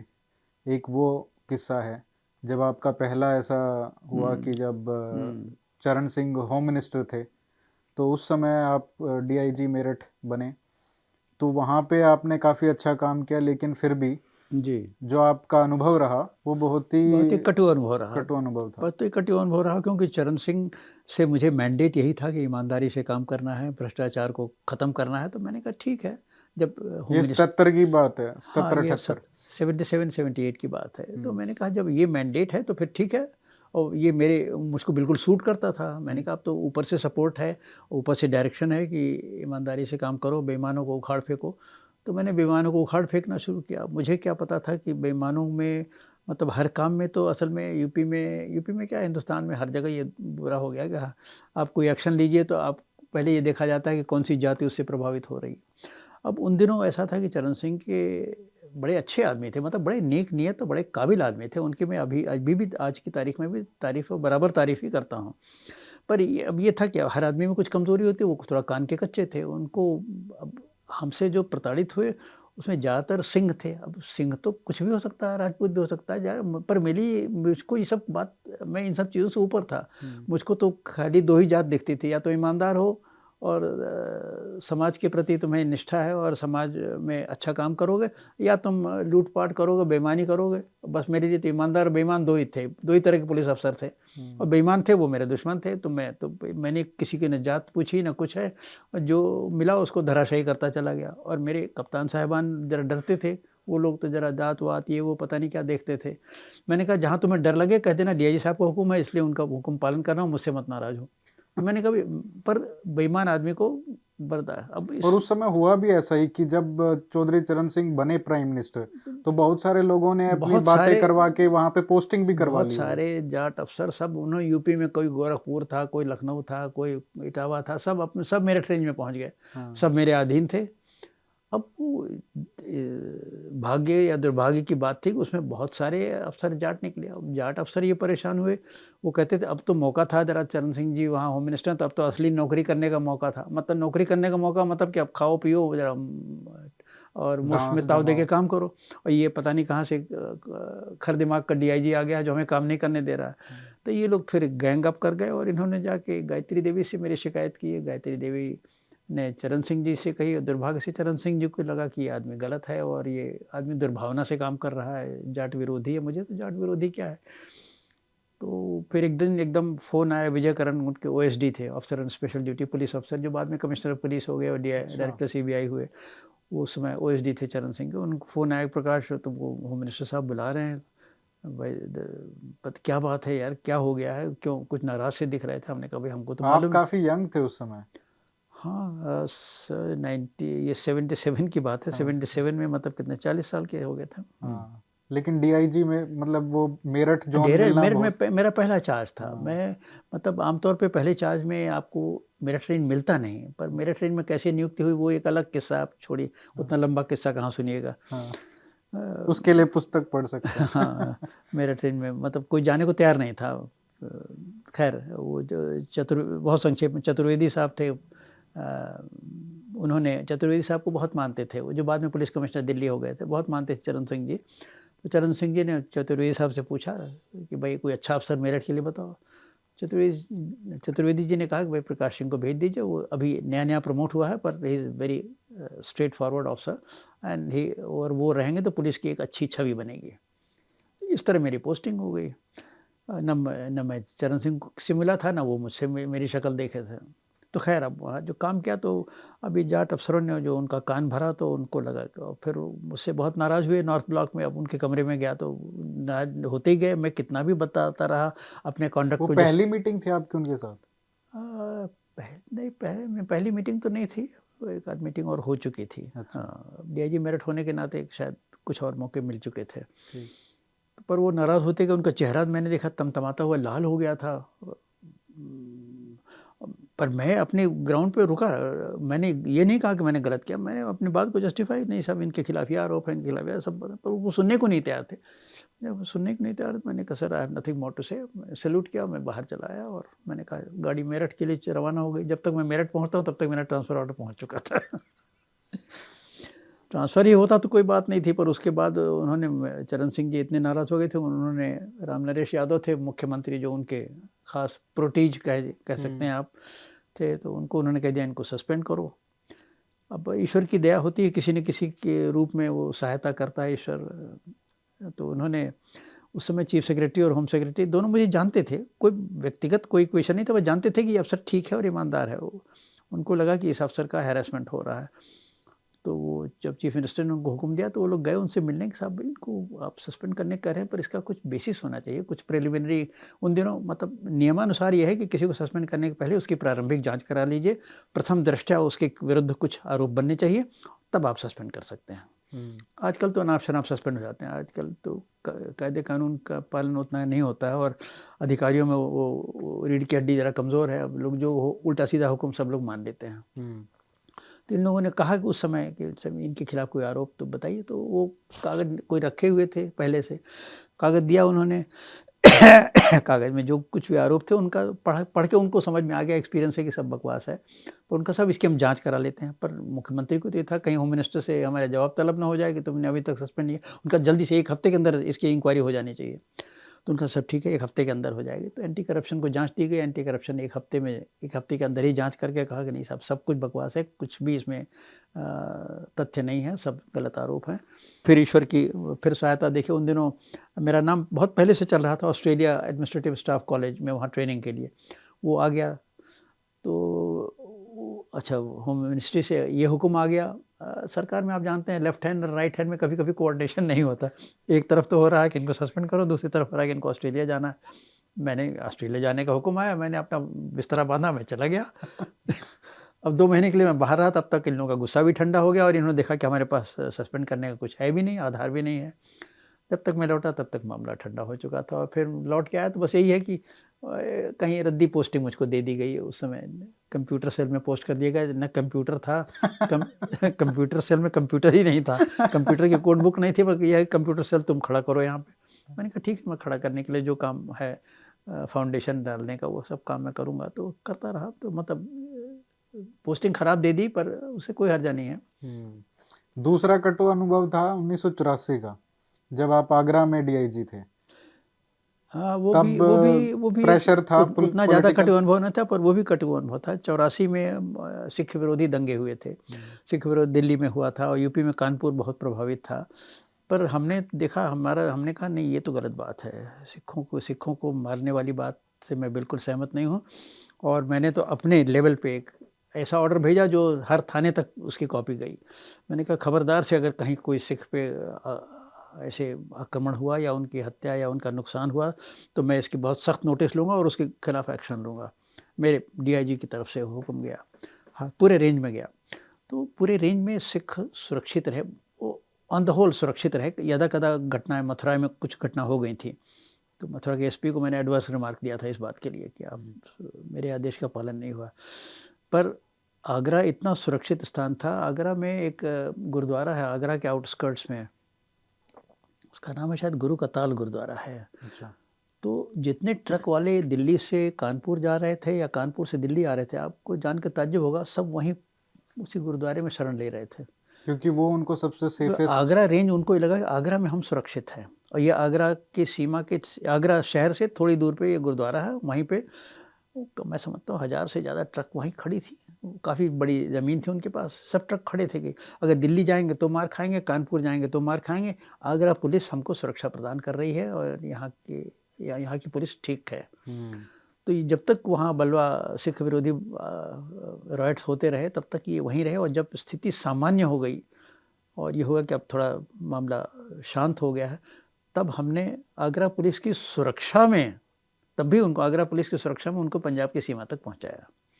तो ये बात उसमें कांग्रेस की सरकार थी उत्तर प्रदेश में, उनको ये बात रास नहीं आई और उन्होंने मेरे खिलाफ एक जांच बैठा दी इस बात की कि आपने इस अवधि में कांग्रेसियों पर आपने अत्याचार किया और उन पर लाठी बरसाई और उनको पिटाई की। हाँ, लाठी बरसी और पिटाई भी हुई जहाँ तहाँ, जब कानून को अपने हाथ में लेना चाहते थे। इसकी जांच हुई थी, जांच मेरे विरुद्ध चली गई और मेरे अगेंस्ट रिपोर्ट दी गई। उस समय डीजीपी थे JN चतुर्वेदी, वो भी बहुत ही बढ़िया अफसर थे, ईमानदार आदमी और किसी नहीं दबने वाले अफसरों में से थे। उनको कहा गया कि देखिए एडवर्स रिपोर्ट आई, इनके खिलाफ एक्शन लीजिए। उनका नहीं, प्रकाश सिंह ने जो किया बिल्कुल ठीक है, कानून काम किया है, और उन्होंने रिपोर्ट को फाइल में अपने अलमारी में बंद करके रख दिया कि इस पर कोई कार्रवाई नहीं होगी। लोगों की जान बचाने के लिए ये पहली बार हो रहा होगा शायद कि मतलब लोगों की जान बचाने के लिए हमारी जांच हुई कि आपने कांग्रेस मरने क्यों नहीं दिया आपने। नहीं, ये तो नहीं कहा उनका, मतलब आपने इम्प्लीकेशन वही था, आपने कांग्रेसियों को पीटा क्यों जो मारना चाहते थे। तो ये इसके लिए मेरी जांच हुई। तो ये भी एक अनुभव था, मतलब ये भी बुरा अनुभव था, पर ऐसा चूंकि कोई नुकसान नहीं हुआ इसलिए मुझे लगा कि मैंने ठीक किया और फिर कुछ बात सब निभ गई। फिर तीसरे पे आते हैं, डीजीपी असम में गए, वहाँ पे CM थे। जी हाँ, डीजीपी असम मुझे विशेष परिस्थितियों में भेजा गया था। देखिए मेरा सिर्फ इलेक्शन कराने के लिए मुझे भेजा गया था कि भाई इलेक्शन कराना है और असम पुलिस का अधिकारी इसको नहीं करवा पाएगा। तुम्हें आतंकवाद का पंजाब में बहुत अनुभव हो चुका है, वहाँ उल्फा कह रहा है कि इलेक्शन नहीं होने देंगे, तुम जाओ वहाँ उल्फा की ठुकाई करो, उल्फा को इलेक्शन डिसरप्ट मत करने दो, इलेक्शन हो जाए, ये तुम्हारा मैंडेट है। 1991 की बात है। ये 1991 की बात है, जस्ट आफ्टर पंजाब। तो मैंने कहा साहब, प्राइम मिनिस्टर ने मुझे बुला के ये हुक्म दिया था। तो मैंने कहा साहब पर मेरा कार्डर नहीं है वो, मैं उनकी मतलब देखिए जब जिस कार्डर में आप रहते हैं तो उस कार्डर में लोगों ने आपको SP देखा है, DIG देखा है, IG देखा है, तो फिर आप जानते हैं किन लोगों से आपको काम लेना। मैंने कहा वो तो बिल्कुल नई जगह हो जाएगी, मैं काम कैसे लूँगा। कह नहीं वो सब हम लोगों ने सोच लिया, आप जाइए, आप ये काम करिए और जैसे ही इलेक्शन हो जाएगा उसके बाद हम आपको वापस बुला लेंगे। ठीक है, मैं चला गया आदेश का पालन करके और इलेक्शन ईश्वर की दया से हो गया मैं कहूँगा। और बाद में ऐसे शुरू में तो उल्फा ने धमकी दी थी नहीं करेंगे, बाद में जब उन्होंने देखा कि अब कुछ हो नहीं पा रहा है या उनकी हमें लगता है कुछ किसी से नेताओं से कुछ समझौता भी होता है, इन लोगों का तो अंदर अंदर बहुत होता है ना कि तुम हमको इलेक्शन लड़ने दो, इलेक्शन बाद तुम्हारा हम ये भला कर देंगे, ये कर देंगे। कुछ हुआ जरूर था। उन्होंने बाद में फिर अपना जो धमकी दी थी वो भी विड्रॉ कर लिया। मैं ये नहीं कहूँगा आसाम पुलिस से दबाव के मारे, कुछ हो सकता है, कुछ आसाम पुलिस का दबाव हो, कुछ राजनीतिक समझौता हो, उन्होंने विड्रॉ कर लिया था। तो खैर इलेक्शन हो गया, एक गोली नहीं चली और फिर मैं वापस आना चाहता था, पर मुझे कहा गया नहीं भाई थोड़े दिन और ज़रा आसाम पुलिस को रास्ते पे ला दो, ज़रा इसको और अच्छा कर दो। मैं नहीं चाहते हुए मैं रुक गया, पर यह है कि पॉपुलर गवर्नमेंट से मेरी बनी नहीं। मुख्यमंत्री तो हितेश्वर साइकिया थे, बहुत ही विचित्र आदमी थे, बहुत ही विचित्र आदमी थे। वो कहते थे कुछ, उसका मतलब होता था कुछ और करते थे कुछ और। मतलब उनका कुछ समझ ही नहीं आता था मेरे से कि भाई ये कैसे आदमी है। मतलब उनसे बात करके समझ में नहीं आता था कि जो बात कहें उस पर हम विश्वास करें कि नहीं करें। बात मीठी करते थे और काम कड़वा करते थे। तो फिर वो किडनैपिंग का केस हुआ। वो किडनैपिंग का नहीं, वो उल्फा विद्रोही जो थे, करीब 300 से अधिक विद्रोही थे जिनको आसाम पुलिस ने समय समय पे बहुत दिनों से गिरफ्तार किया कर रखा था। इन्होंने 2 झटके में, एक बार में करीब 200, एक बार में 150 करके सबको छोड़ दिया। मैं बहुत इस पे मुझे बहुत बुरा लगा कि मैं डीजीपी हूँ, मुझसे बात तक नहीं करते, मुझसे कंसल्ट तक नहीं करते और विद्रोहियों को छोड़ दिया। यही विद्रोही कल को ये आतंकी घटनाएं फिर से करेंगे तो कौन जिम्मेदार होगा? फिर हम ही को तो इन्हें पकड़ना पड़ेगा। मैं जाकर उनसे बड़ी बहस की तो उनको बड़ा बुरा लगा कि ये डीजीपी तो हमारे एक्शंस को क्वेश्चन कर रहा है। मैंने कहा सर ये आप कैसे छोड़ सकते हैं? मतलब you have not care to consult me. I'm responsible for law and order in the state. I have to maintain it. And how do I do it if tomorrow they start indulging in acts of terror? तो उनको बड़ा बुरा लगा। फिर खैर बुरा लगा पर ज़्यादा कुछ नहीं कहे। मैंने कहा वो बस ये था कि विचित्र आदमी थे बस। उनका ठीक है नहीं और फिर मैं चला आया। फिर थोड़े दिन बाद वो देखा कि गुवाहाटी में दरोगाओं की पोस्टिंग वो कर रहे हैं। किस थाने पे कौन दरोगा रहेगा? उल्फा वाले? नहीं, मुख्यमंत्री महोदय। हमने कहा ये तो भाई ये गड़बड़ है, आप आदमियों को छोड़े जा रहे हो, आप दरोगा की पोस्टिंग कर रहे हो। तो मैं यहाँ कुर्सी की शोभा बढ़ाने के तो मैं नहीं आया हूँ, मैं या तो काम करूँगा या मैं चला जाऊँगा। मैं ऐसी परिस्थिति में कुर्सी को मैं लात मारना ज़्यादा। वैसे भी कोई मोह था नहीं कि भाई अब तो। हाँ, तो मैंने उनसे जा कहा साहब इन परिस्थितियों में तो मैं काम नहीं कर सकता, मुझे आप कार्य मुक्त कर दीजिए, मैं डीजीपी का पद छोड़ना चाहूँगा। उनको भी लगा जान चलो इससे आदमी से जान छूटी, ये खुद ही जा रहा है, हम इसको निकालना नहीं पड़ेगा। तो जिस दिन मैंने चिट्ठी भेजी उसी दिन उन्होंने ऑर्डर कर दिया कि हाँ ही में भी रिलीव्ड।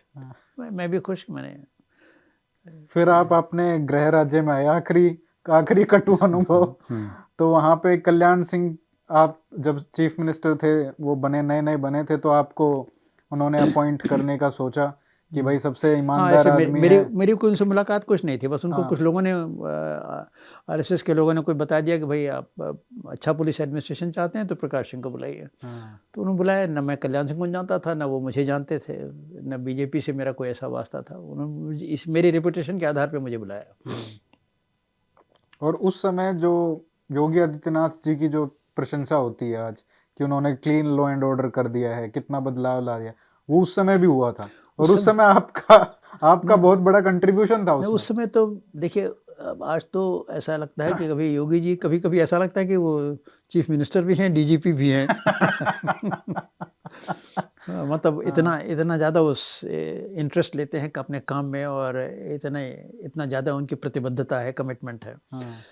उस समय तो उन्होंने मोटी बातें हुई थी। बाकी तो ये था कि उन्होंने मुझे छूट दे रखी थी कि आपको जो सही काम हो करिए। 1 साल तक तो कल्याण सिंह ने मुझे छूट दे रखी थी और उस छूट का परिणाम यह हो कि माफिया के विरुद्ध पहली बार उत्तर प्रदेश में एक सघन अभियान चला। बहुत सघन अभियान चला और बहुत से आदमी, मतलब या तो समझिए कि माफिया जो थे या तो भगवान के पास चले गए या जेल के अंदर चले गए या भूमिगत हो गए, अंडरग्राउंड हो गए। उनका पता नहीं था, मतलब अब उनका एड्रेस नहीं था कि आप ये सोचें कि ये माफिया आदमी फलानी जगह रह रहा है, तो वो बात खत्म हो गई थी। Mafia just disappeared. उनको इतना डर था कि मतलब या तो यूपी छोड़ दो या कहीं अंडरग्राउंड चले जाओ। तो ये लोग सब अंडरग्राउंड चले गए थे और या तो जेल के अंदर थे। तो पहली बार माफियाओं के दिल में मतलब भय जो होता है वो हुआ। और लेकिन फिर जो कटुता आई वो आई अयोध्या के समय। अयोध्या एक मुद्दा था, कई बातें थी। देखिए मेरा काम करने का जो तरीका था थोड़ा मतलब बड़ा असाधारण सा था। होम डिपार्टमेंट का ऐसे तो हम लोग अधीन हैं, होम डिपार्टमेंट का काम करते हैं, पर हमारा ये था कि भाई जितने दिन काम करना है शान से काम करना है। शान से मतलब कोई हमारे अपनी ग्लोरी के लिए नहीं, पर हम अच्छी तरह से काम करेंगे कि हाँ एक इफेक्टिव डीजीपी कुर्सी पे बैठा है और जनहित में ये काम कर रहा है और जनहित में जो काम है वो मैं करूँगा, उससे मुझे कोई रोक नहीं सकता। आपने देखा मैंने बांग्लादेशों कैसे भेजा। जनहित में जो काम है, राष्ट्रहित में जो काम है वो मैं करूँगा, चाहे उसका जो भी खामियाजा हो मैं भुगतूँगा। तो इसी तरह से मैं काम करता था और होम डिपार्टमेंट रह के कुछ उल्टे पलटे ऑर्डर भेजता था। मतलब उनके 10 ऑर्डर आए तो उसमें 2-3 ऑर्डर ऐसे होते थे जो मेरे गले के नीचे नहीं उतरते थे, तो मैं ऐसे ऑर्डर्स का पालन नहीं करता था। तो ये 1 साल के बाद आने शुरू हुए? ये 1 साल के बाद, हाँ। तो होम डिपार्टमेंट जो उल्टे सीधे ऑर्डर भेजे, मैं क्या करूँ, अपने ऑफिस में एक अलमारी थी स्टील अलमीरा, उसके ऊपर रख देता था। अच्छा। और मुख्यमंत्री की जो काम करने की स्टाइल थी कि तो वो रात को जब कुछ खास बात होती थी तो रात, ऐसे तो दिन में मीटिंग हो जाती थी, खास बात होती थी रात को 9-10 बजे बुलाते थे, पर मीटिंग कभी 10:30 कभी 11 बजे शुरू होती थी, आधी रात के बाद ख़त्म होती थी। और पर यह है कि हम वो भी कहते थे सिंह साहब इसी समय हम भी फुर्सत से हैं, आप भी फुर्सत से, हम लोग ज़रा आराम से बैठ के बात करेंगे, दिन भर तो बहुत व्यस्तता रहती है। कैसे आदमी थे वो? नहीं, कल्याण सिंह फर्स्ट उनका फेज़ 1 तो बहुत ही अच्छा था। ही वॉज एन आइडियलिस्ट और मतलब किसी स्थिति का बड़ा अच्छा विश्लेषण करना और सही निर्देश देना, ये उनकी क्योंकि अभी जो उनकी जो उनका इमेज है वो उन, सिर्फ बाबरी से ही विध्वंस से ही। उनका स्ट्रांग पॉइंट था। पर धीरे धीरे बाबरी के बारे में तो अब मैं क्या कहूँ, ऐसा लगता है बहुत सारे फैक्टर्स थे, कल्याण सिंह अकेले नहीं थे, पर बड़े कुशल प्रशासक के रूप में मैंने उनको देखा। अब ये दूसरी बात है कि उनका फेज़ 2 जो था वो ज़रा ठीक नहीं था। फेज़ 2 वो जिसे कहते हैं power corrupts and absolute power corrupts absolutely. तो वो राजनीति का जो करप्टिंग इन्फ्लुएंस था वो आ गया था और कई दिशाओं में वो दिखने लगा था। फिर 1 साल बाद मुझे काम करने में दिक्कत होने लगी थी। 1 साल तक तो वो बड़े निर्मल थे और कुशल प्रशासक के रूप में मैंने उन्हें देखा। खैर, भगवान उनकी आत्मा को शांति दे। मैं केवल एक ईमानदारी से आकलन कर रहा हूँ। तो बाद में ज़रा वो मतलब बहुत तरह के दबाव थे और तो होम डिपार्टमेंट ने ये देखा। अच्छा, मैं इन आदेशों को, मैंने कहा ना, वो आधी रात की जो मीटिंग हो उनको दिखाता था कि साहब देखिए ये हुक्म आया होम डिपार्टमेंट का, इसको लागू करने से ये नुकसान होगा और ये मैं इस वजह से इसको नहीं लागू कर रहा हूँ। कहते थे नहीं ठीक है, आपने जो कहा यही लिख के उनको भेज दीजिए और कह दीजिए कि आपने मुख्यमंत्री की संज्ञान में ये बात ला दी है और इस आदेश को वापस लिया जाए। तो मैंने इस तरह बहुत सारे आदेश। होम मिनिस्टर कौन था उस समय? होम मिनिस्टर यही थे, कल्याण सिंह जी ही थे। अच्छा। और एक सूर्य प्रताप शाही थे, वो मिनिस्टर ऑफ स्टेट थे, उनके ज़्यादा वो नहीं थे, सब महत्वपूर्ण मामले होम मिनिस्टर ही करते, चीफ मिनिस्टर ही करते। तो मैं इस जितने फाइलें होते थे इनकी इस तरह की मैं लौटा देता था। तो होम डिपार्टमेंट को ज़रा लगने लगा कि ये डीजीपी ज़रा भाई अजीब आदमी है, ये तो हमारे कंट्रोल में नहीं है, ये अपने मन की करता है, जो इसको ठीक लगता है वो करता है, जो नहीं ठीक लगता नहीं करता। हाँ, और हम इसका कुछ कर नहीं पा रहे हैं क्योंकि मुख्यमंत्री के पास जाके हमारे ऑर्डर्स को रिवर्स करा देता है। एक तो ये मुद्दा था। दूसरा मुद्दा ये था कि एक गोपनीय रिपोर्ट थी जो हमारी वो लीक आउट हो गई थी। अच्छा। लीक आउट किसने की थी उस समय के, अगर अखबार पढ़ें तो आपको मालूम हो जाएगा। अब मैं नाम नहीं लेना चाहता, पुराने हम गड़े मुर्दे उखाड़ने से कोई फ़ायदा नहीं। तो मैं पर उस समय बहुत नाराज़ हुआ था क्योंकि लीक आउट होने, उस रिपोर्ट की वजह से मुख्यमंत्री मुझसे नाराज़ हुए थे। हालांकि वो रिपोर्ट डीजी इंटेलिजेंस ने बनाई थी। मैं डीजीपी था, तो पर मैं ऐसा आदमी हूँ जो दूसरे पे जिम्मेदारी नहीं टालता। जिम्मेदारी मैंने ली कि हाँ, ये इसमें जो रिपोर्ट में लिखा उसके लिए मैं जिम्मेदार हूँ। और उसमें कुछ ऐसी बातें लिखी थी जो बीजेपी के विरुद्ध जाती थी। जैसे वो अडवाणी जी के रथ यात्रा से संबंधित था कि उससे कुछ सांप्रदायिक वातावरण में उसका असर हुआ है। तो अब बीजेपी को अच्छा नहीं लगा और मुख्यमंत्री मुझसे नाराज़ हुए। तो नाराज़गी कोई बात नहीं, मुख्यमंत्री को अधिकार है, वो भाई स्टेट के मालिक हैं, मैं तो केवल एक पुलिस का सिपाही हूँ। मैं डांट खा लिया उससे कोई बात नहीं, उसका मुझे उतना बुरा नहीं लगा। पर इस रिपोर्ट को पब्लिक में अखबार में दे दिया गया, पब्लिक में अखबार में आ गया कि ऐसी बात थी और मुख्यमंत्री, चूँकि ऐसी बात थी इसलिए मुख्यमंत्री ने डीजीपी को, ये सब बातें जब आ गई एक मीटिंग के बारे में जो एक कॉन्फिडेंशियल थे, तो मैं नाराज़ हुआ कि ये कौन लीक करने वाला है। मैंने कहा इसकी रिपोर्ट थाने में दर्ज करो, ऑफिशियल सीक्रेट्स एक्ट के अंतर्गत। अब लोग घबराए कि भाई ये डीजीपी का कुछ ठिकाना नहीं किसको गिरफ्तार कर ले।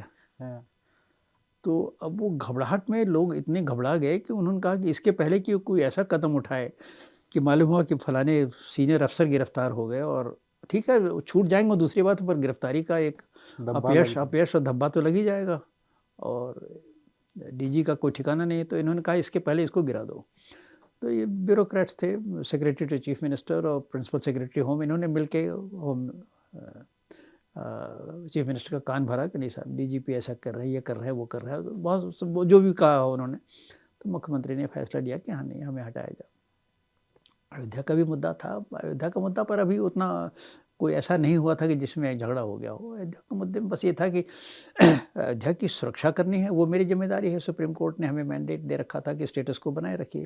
क्या ये मुश्किल नहीं था, क्योंकि आपका अगर पर्सनली मतलब मन में तो यही था कि मंदिर बनना चाहिए? देखिए, मन में कुछ होना और कर्तव्य करना दोनों में अगर विरोधाभास हो, ये तो क्लासिक केस ऑफ क्या धर्म क्या है, ये वाला डिबेट धर्म है। देखिए, धर्म क्या तो कोई कुछ भी वो नहीं था मन में या बिल्कुल क्लियर था? नहीं, देखिए हम ये जानते थे कि हमारा धर्म है कानून का पालन करना, कानून को लागू करना और जो सुप्रीम कोर्ट का आदेश है उसको अपहोल्ड करना, ये मेरा धर्म है।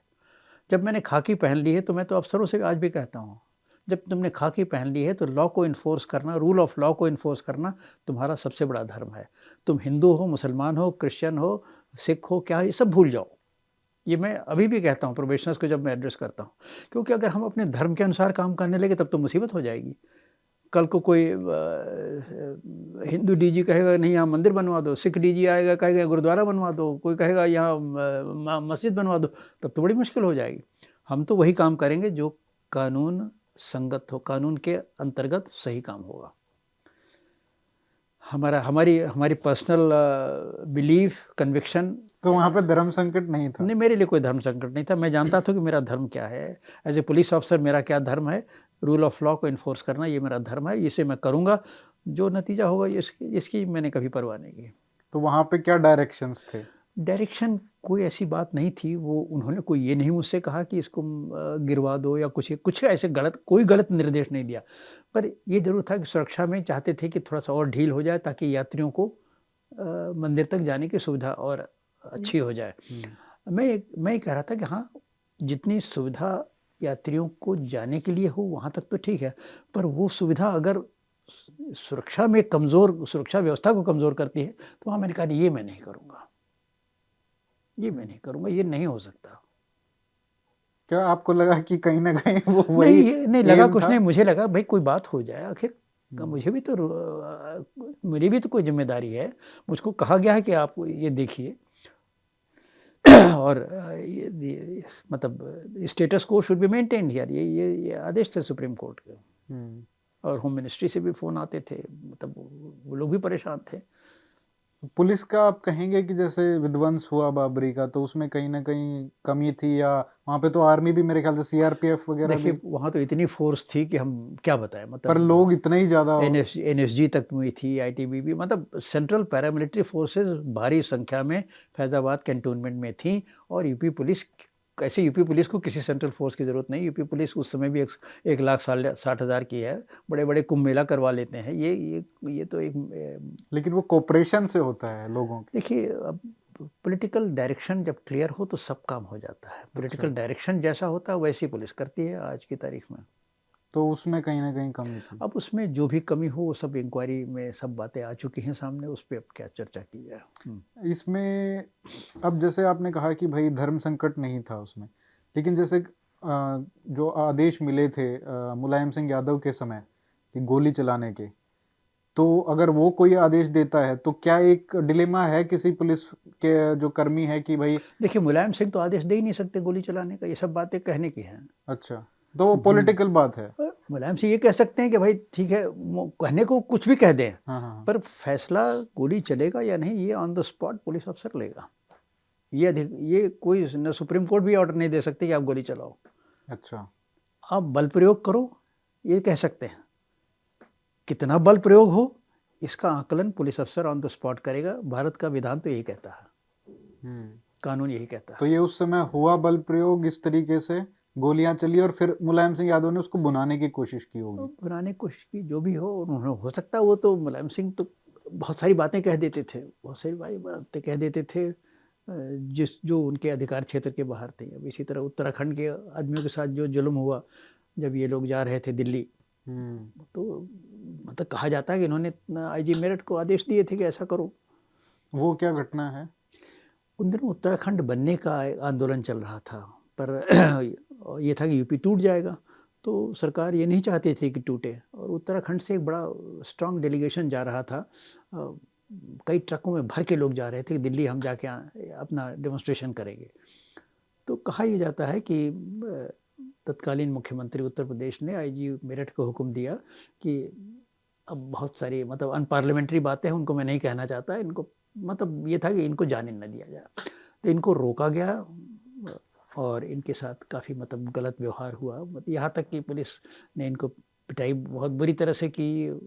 मतलब आरोप तो बहुत कुछ और भी लगे, जो गंदे आरोप थे वो भी लगे। पर यह है कि वो बात उत्तराखंड के लोगों को बहुत बहुत उनके दिल में उससे घाव हुआ। और उसके लिए मुलायम सिंह का डायरेक्ट कहा जाता है, उस समय जितनी चर्चा थी उस समय का अखबार आप निकालिए, उनका खुद का डायरेक्ट ऑर्डर था।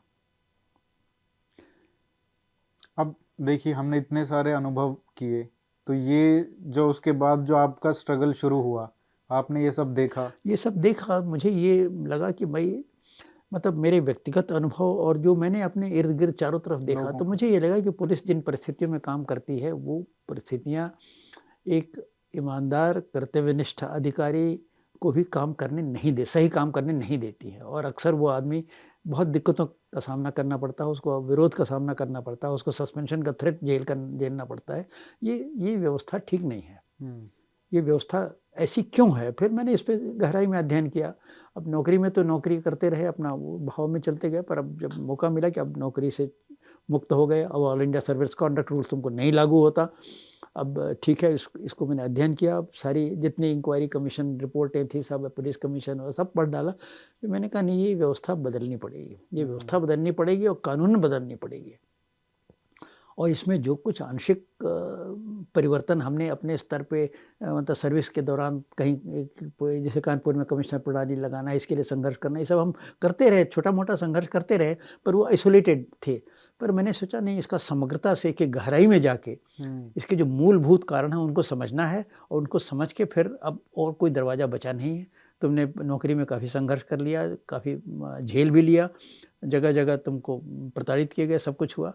अब इसको भाई सुप्रीम कोर्ट का एक दरवाज़ा बचा है, उसी को खटखटाना पड़ेगा। तो फिर मैंने सुप्रीम कोर्ट का दरवाज़ा फिर वो खटखटाया। 10 साल का 10 स्ट्रगल साल रहा। का, हाँ, 1996 से 10 साल का स्ट्रगल रहा, मतलब ऐसे। 2006 में वो आया। हाँ, 2006 में फैसला आया जी। उसके बाद भी 15-16 अब साल हो उसके गए। साल भी, अब 6 में जब फैसला आया तो मैंने सोचा कि अब ठीक है, अब सुप्रीम कोर्ट का फैसला है, सब लोग लागू करेंगे इसको। परंतु उस समय कभी मैंने एक लेख में जो इंडियन एक्सप्रेस में छपा था, ये लिखा था कि हमको उम्मीद। अभी दूसरी स्ट्रगल शुरू होगी इसके इम्प्लीमेंटेशन के लिए। हाँ। उस समय मैंने इस इंडियन एक्सप्रेस के एक लेख में इस बात को संकेत दिया था, संकेत नहीं बिल्कुल स्पष्ट लिखा था, और वही हुआ। मतलब स्टेट गवर्नमेंट ने ये सोचा कि मतलब कंटेम्प्ट भी ना हो और आदेश का पालन भी ना हो। देखिए, इस देश में सरकारें, राज्य सरकारें कहिए, ब्यूरोक्रेसी कहिए, जुगाड़ जिसको कर कहिए, लेते। इन्होंने जुडिशरी के आदेशों को कैसे अनुपालन न किया जाए, इसकी कला में ये मास्टर हो गए हैं। कैसे मतलब जुडिशियल डायरेक्शंस को फ्रस्ट्रेट किया जाए, इसमें ये मास्टर हैं, और तो यही उन्होंने किया है इस पुलिस रिफॉर्म्स के मामले में भी। पर अब समझने की बात यह है कि पुलिस रिफॉर्म, देखिए, कोई पुलिस की शान के लिए नहीं है, कोई पुलिस के अधिकारियों में के अधिकार में विस्तार के लिए नहीं है। ये इसलिए है कि जनता को पुलिस की सेवा सही ढंग से मिल सके, रूल ऑफ लॉ एनफोर्स हो सके, ह्यूमन राइट्स प्रोटेक्ट हो सकें, राजनीतिक निर्देशों से हम गलत काम न करें। बहुत गलत काम हुए हैं, मतलब वो हमने उत्तराखंड का एक उदाहरण दिया, एक और उदाहरण है, पता नहीं किताब में शायद उसका जिक्र नहीं है। बीएसपी और समाजवादी पार्टी का एक जुलूस निकला था इलाहाबाद में। ये जुलूस निकला था और ये हाईकोर्ट के पास, ये हाईकोर्ट में घुस गए, और हाईकोर्ट में इन्होंने जो दंगा मचाया कि हाईकोर्ट के जज लोग टेबल के नीचे घुस गए। ये घटना हुई है, ये घटना का उल्लेख है, मैं बता दूंगा। और चीफ जस्टिस ने कहा कि हम किसको बुलाएं, कोई सुनने वाला नहीं है, तो उन्होंने आर्मी को फ़ोन किया, आर्मी आई, तब जाके जज साहबान बचे।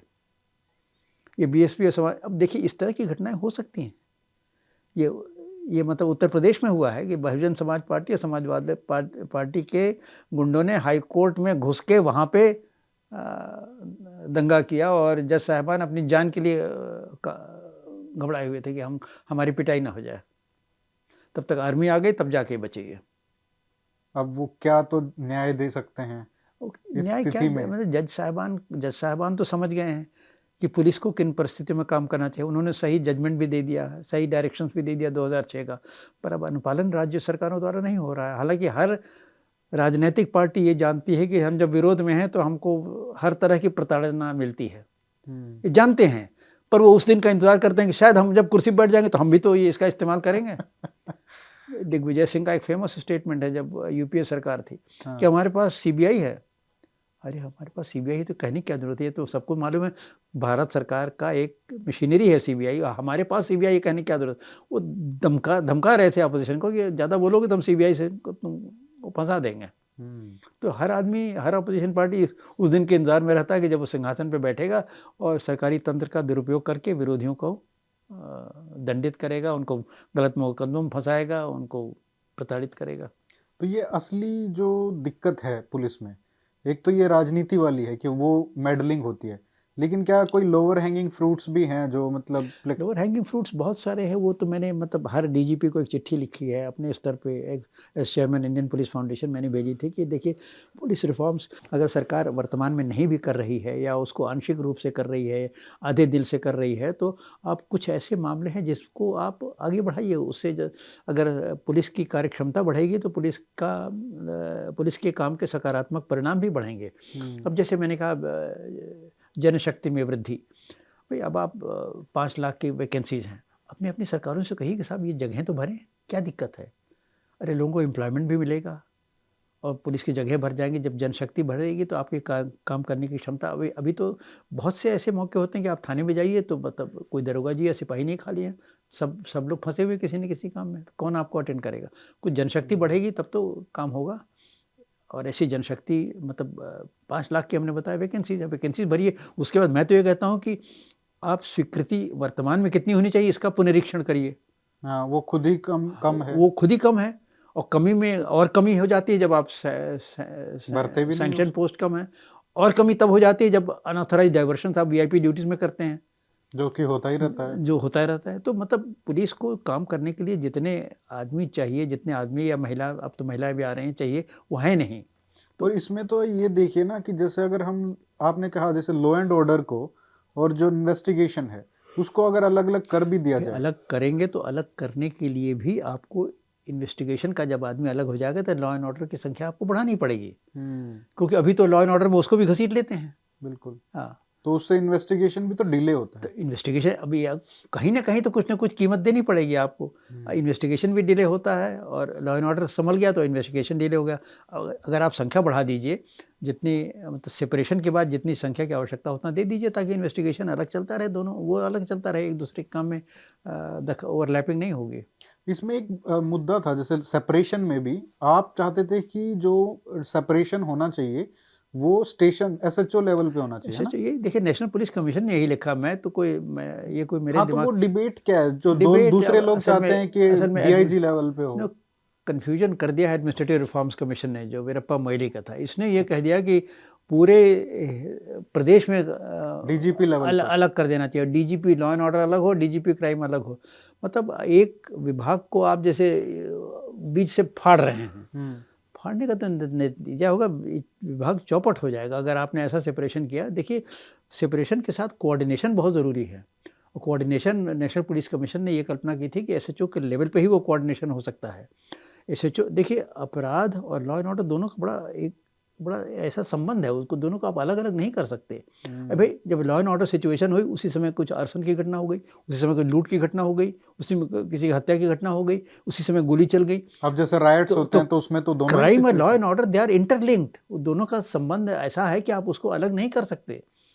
आप डील कर लीजिए लॉ एंड ऑर्डर को अलग, पर उनका अगर कोऑर्डिनेशन नहीं होगा तो इन्होंने कहा पूरे ऊपर तक अलग कर दो। अब कैडर ही अलग बना दो, कैडर अलग बना दो तो डिपार्टमेंट का मतलब उस डिपार्टमेंट को अगर कवर में गाड़ना हो तो इसका सबसे अच्छा उपाय है कि डीजी तक इसको अलग कर दो, और दोनों डीजी हमेशा लड़ेंगे। ये भी मैं बता दूं, इनको अंदाज नहीं है, दोनों डीजी लड़ेंगे हमेशा। डीजी क्राइम चाहेगा कि मैं डीजी लॉ एंड ऑर्डर बन जाऊं, क्योंकि उसमें ज़्यादा पब्लिक में रहेंगे। डीजी क्राइम तो डीजी सीआईडी की तरह हो जाएगा, खाली वो कलम घिसता रहेगा और तफ्तीश करेगा और इन्वेस्टिगेशन करेगा, और ये आदमी तो अपना रोज रोज प्रेस के सामने आएंगे और अखबार में फोटो छपेगी। एक ये भी बहुत रहता है जो अफसरों में आजकल मैं देखता हूँ कि एक होड़ रहती है, पहले भी थी, पहले वो अखबारों में आने की थी, आजकल आप देख रहे हैं कैसे इंस्टाग्राम पे बड़ी बड़ी प्रोफाइल्स बना के अपना एक तो फोटोग्राफर वीडियोग्राफर साथ में लेके चलते हैं। अब ये मतलब एक नशा सा हो गया है ये। फोटोग्राफर लेके चलना तो ठीक है, क्योंकि जैसी वारदात हो उसकी फोटो खींच लिया, नहीं वो वीडियो कैसी डालते हैं, परंतु अगर अपनी ग्लोरिफिकेशन वाली के लिए हो रहा तो वो गलत है बिल्कुल। मैं तो देखिए अधिकारियों से हमेशा कहता हूँ कि देखो प्रेस के पीछे कभी मत भागो, प्रेस के पीछे कभी मत भागो। अगर तुम्हारा काम ऐसा है तो प्रेस खुद ही तुम्हारे पीछे पड़ा रहेगा। अब मुझे तो रिटायर हुए 28 साल हो गए, अभी आप लोग अभी भी मुझे नहीं छोड़ रहे हैं। आप लिखते रहते हैं तो कैसे छोड़े? तो मतलब हम आपको बुलाते तो नहीं हैं, आप लोग धमकते रहते हैं और हमारी पत्नी नाराज होती है कि आप कहाँ किसको किसको बुलाते रहते हैं। नहीं सर, ये तो है। हाँ। ये और इसके अलावा मतलब जैसे अभी एक जो परसेप्शन है ना पुलिस का, हाँ। वो ये है कि ये पैसे लेते हैं, मतलब रेडी वाले से ले लिया, उसको भी नहीं छोड़ते। जो बड़े लोग हैं उनसे तो मतलब लेते ही लेते हैं। किसी को पार्क में पकड़ लिया तो उनसे 1 लाख रुपए ठग लिया। मतलब इस तरीके की इमेज है और इस तरीके की घटनाएं होती हैं। हमारे भी दोस्त हैं पुलिस में हैं, वो बताते हैं कि नहीं, किस घटनाएं तरीके होती हैं, पैसे लेते हैं, अब क्या इन कहकर सबको कैसे कंट्रोल किया करप्शन। जाए। देखिए, करप्शन का निदान एक ही है, अफसर अगर सही उदाहरण प्रस्तुत करें तो फिर नीचे वाला घबराता है। पूरा चेन है सर, नीचे नहीं, से लेके ऊपर तो तक मैं खाते बताता हैं। रहा हूँ, अफसर ऊपर का अगर तेज तर्राक हो और ईमानदार हो, फिर नीचे वाला आदमी घबराता है पैसा लेने में। हम कहते हैं कि देखो, तुम्हारी इमेज ये होनी चाहिए, तुम डीजीपी भले लखनऊ में बैठे हो, तुम्हारी इमेज ये होनी चाहिए कि मेरठ के सरधना में भी कोई आदमी अगर दरोगा घूस ले रहा है और उसकी खबर हमको हो गई तो हम खाल खींच लेंगे। ये उसके मन में ये फीलिंग होनी चाहिए। ये फीलिंग आजकल के अधिकारी नहीं जनरेट कर पाते हैं। मैंने कोशिश की थी ये उसका जनरेट। क्या कारण है? आप कमज़ोर हैं, आपके खुद दामन में दाग है। क्योंकि बहुत शुरुआत में ही जब आप ज्वाइन करते हैं ना सर्विस, 1 महीने के अंदर आप पूरे हाउस ट्रेंड हो जाते हैं।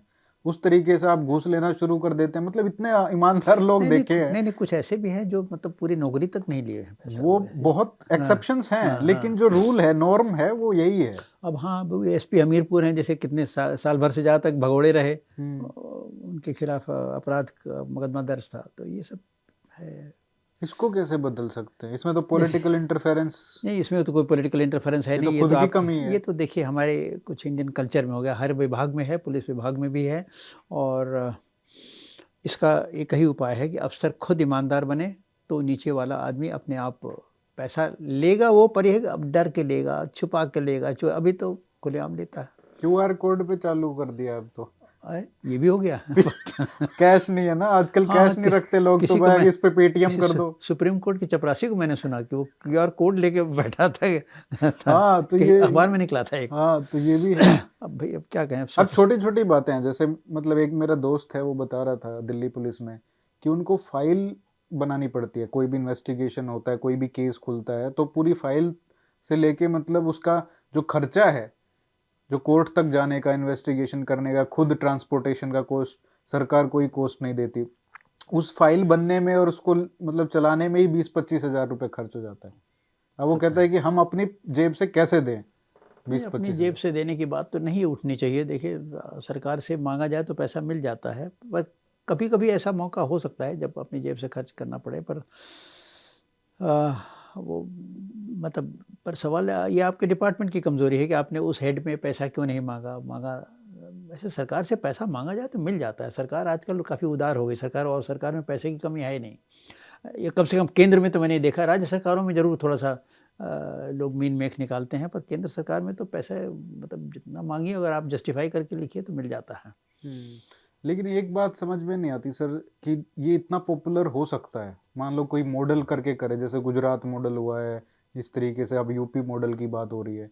अगर कोई इस तरीके से प्रोजेक्ट करे कि हम पुलिस रिफॉर्म्स कर रहे हैं और उसका कितना पॉजिटिव इम्पैक्ट होगा, हर एक सिटीजन उससे इम्पैक्ट होगा, तो वो उसका असर जमीनी स्तर पर दिखेगा, जमीनी स्तर पर होगा। लेकिन फिर भी कोई भी इसकी हिम्मत नहीं करता है। अब उत्तर प्रदेश में कुछ हद तक तो देखिए लॉ एंड ऑर्डर काफ़ी इम्प्रूव हुआ है। यूपी मॉडल की अभी आपने ही बात शुरू की, यूपी मॉडल को कुछ लोग कॉपी कर रहे हैं। और जैसे अब मैं हाल में अभी कुछ महीने पहले पंजाब गया था, तो वहाँ पंजाब में हालात काफ़ी ख़राब हैं। बिल्कुल। तो वहाँ का एक अधिकारी मिलता है, मुझसे कार में मेरे सामने बैठा हुआ था, तो कहता, सर, उसका एक सेंटेंस मुझे भूलता नहीं, sir, we need a chief minister like Yogi.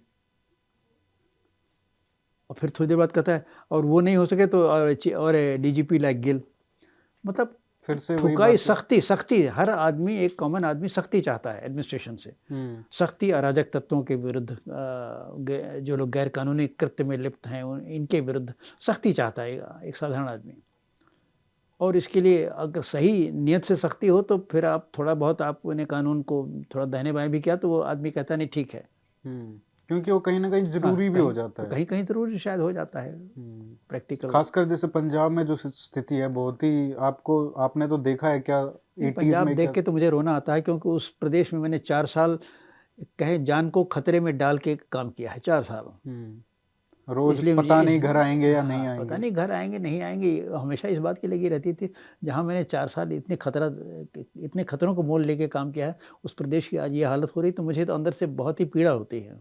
और मतलब वहां से निकालने के बाद, उस स्टेट को हुँ, बचाने के बाद जी। फिर वहीं जा रहा है। फिर अब वहीं तो नहीं जा रहा है, पर हाँ, ढलान अब पे देखिए ज़रूर, कितने, ढलान अब पे है। हर जगह सर ये हो गया है, जी। सबको यूपी मॉडल की बात करना है। हरियाणा में भी जैसे देखिए कितने गैंगस्टर्स हो गए। हाँ। कल ही एक वो उनका ऑपरेशन आक्रमण चल रहा है, चौथा फेज था उसका, उसमें 1100 लोग पकड़े हैं। 1100? 1100 लोग, उसमें से कितने तो मोस्ट वांटेड हैं। अच्छा। अब देखिए जो शूटर पकड़े जा रहे हैं पंजाब में, कितने हरियाणा के हैं। हुँ। ये कहीं ना कहीं अनएम्प्लॉयमेंट और इनसे भी लिंक्ड है। अब अनएम्प्लॉयमेंट वगैरह फैक्टर हो सकते हैं, पर जब तक हुकूमत की कमज़ोरी ना हो तब तक ये लोग पनप नहीं सकते। कहीं ना कहीं पॉलिटिकल, हुकूमत अगर सख्त हो कि हमें अराजक तत्व नहीं चाहिए और गैर कानूनी काम हम नहीं बर्दाश्त करेंगे, तो फिर ये तत्व फल फूल नहीं सकते। सर इसका फ्यूचर क्या है, आपको क्या लगता है? किसका मतलब फ्यूचर? पुलिस रिफॉर्म्स का सर। पुलिस रिफॉर्म्स का? 2006 में सुप्रीम कोर्ट ने बोल दिया, कुछ स्टेट्स ने इधर उधर किया है, मेरे ख्याल से कर्नाटका, गोवा, थोड़ा बहुत इन्होंने कोशिश की है, देखिए ऐसा एक है, एक रिफॉर्म छोटा मोटा। देखिए एग्रीकल्चर डिपार्टमेंट होता है, फॉरेस्ट डिपार्टमेंट होता है, इंडस्ट्रीज डिपार्टमेंट होता है, एजुकेशन डिपार्टमेंट होता है। सब में सुधार की तरफ तो हम बढ़ रहे हैं, पर जो धीरे पुलिस विभाग है ना, इसमें सुधार सबसे ज़्यादा मुश्किल है, सब विभाग से ज़्यादा मुश्किल है। धीरे। और जगह तो मतलब आप अगर सुधार करते जाइए तो रुकावट उतनी नहीं है, बिल्कुल। पर यहाँ तो ज़बरदस्त रुकावट है। और रुकावट किससे है? पॉलिटिशियन से और ब्यूरोक्रेसी से। और पॉलिटिशियन और ब्यूरोक्रेसी इस देश का स्ट्रॉन्गेस्ट कॉम्बिनेशन है। ये उनको दोनों कोई मिल जाए तो मैंने तो ये देखा है, इंडियन आर्मी को ये ह्यूमिलिएट कर देते हैं। हमारी पुलिस की तो क्या औकात है। तो इसलिए हमारी फिर भी हमें उम्मीद है कि देखिए कभी न कभी इनको समझ में आएगा। इंग्लैंड में एक रॉबर्ट पील नाम का आदमी आया था, प्राइम मिनिस्टर हुआ था, उसने पुलिस को नई दिशा दी। तो हो सकता है मोदी जी ही किसी दिन तय कर लें कि इसको नई दिशा देना ज़रूरी है। थोड़ा सा उन्होंने कुछ संकेत तो दिया, पर पता नहीं क्यों संकेत दे के पीछे हट गए, ये नहीं समझ में आता। स्मार्ट पुलिस की जो उन्होंने व्याख्या की थी, गजब की व्याख्या थी। हम तो ऐसा सोच भी नहीं सकते थे कि स्मार्ट पुलिस होनी चाहिए। स्मार्ट माने सेंसिबल, एम माने मोबाइल, ए माने अकाउंटेबल, आर माने रिस्पॉन्सिव, टी माने ट्रेंड एंड टेक्नो सेवी वगैरह वगैरह। बड़ी गजब की व्याख्या थी। मैंने कहा कि कहाँ से एक्रोनिम इन्होंने निकाला। वो तो उसमें पर यह है माहिर है कि वो। निकाला तो अच्छी नीयत से निकाला होगा, परंतु किन कारणों से उन्होंने हाथ रोक लिया। एक तो खैर उनकी भी मजबूरी थोड़ा सा ये हो सकती है कि स्टेट्स पुलिस का स्टेट मामला है। सब्जेक्ट है और स्टेट्स इसके लिए राजी नहीं है। पर केंद्र सरकार जो कर सकती है वो भी मुझे अफसोस के साथ कहना पड़ता है नहीं किया उन्होंने। नहीं, मुझे लगता है कि कहीं ना कहीं कोई ऐसा चीफ मिनिस्टर आएगा जो इस तरीके की करेगा और वो पॉपुलर करेगा। मॉडल बने देखिए और फिर वो रेप्लिकेशन हो। देखिए मैं तो कोशिश करूंगा कि योगी जी ही से इनसे ये सब शुरू करवाऊंगा। आप कोशिश कीजिए सर। कोशिश करूंगा, ये तो अपने प्रदेश से ही शुरू करवाऊंगा। और यूपी को ऐसा मॉडल अगर बन जाए तो फिर और प्रदेश झक मार के धीरे धीरे इस आप जनता। मिले हैं योगी जी से? योगी जी से बहुत बार मिले हैं। अच्छा। और योगी जी तो मेरी उनसे बात हुई है इनके मेरी बारे? बात सुनते हैं, मेरी बात सुनते हैं, बड़े धैर्य से सुनते हैं, बड़े आदर से सुनते हैं। अच्छा, तो वो हो सकता है, उम्मीद वहां से बहुत उम्मीद है। है धीरे धीरे होगा। जरा अभी उनका दूसरा कार्यकाल, पहले कार्यकाल में तो अपना पैर जमा रहे थे, अब पैर जम रहा है, तो अब हो सकता है। मैं कोशिश करूंगा उनको इस मॉडल को पूरा अभी उन्होंने कुछ माने में तो शुरू किया है, पर सुप्रीम कोर्ट के निर्देशों में के अनुपालन में काफ़ी काम करने की ज़रूरत है। और उसकी रुकावट ब्यूरोक्रेसी है। पर हमने ये देखा कि योगी जी ब्यूरोक्रेसी को ओवररूल करने की क्षमता रखते हैं। जो ये परसेप्शन है कि ब्यूरोक्रेसी चलाती है सरकार, ब्यूरोक्रेसी चलाती है जहाँ उनकी दखल नहीं है। जहाँ उन्होंने दखल दे दिया कि ये करना है, फिर ब्यूरोक्रेसी किसी की हिम्मत नहीं है चूं चपड़ करने की। अब पुलिस कमिश्नरी देखिए बढ़ती जा रही है, क्योंकि ये योगी जी कन्विंस्ड है कि होना चाहिए, ब्यूरोक्रेसी नहीं। सर इससे क्या फर्क पड़ता है? जैसे कमिश्नर सिस्टम आ जाता है, नोएडा में है, लखनऊ में शायद है, तो दो हैं शायद यूपी में।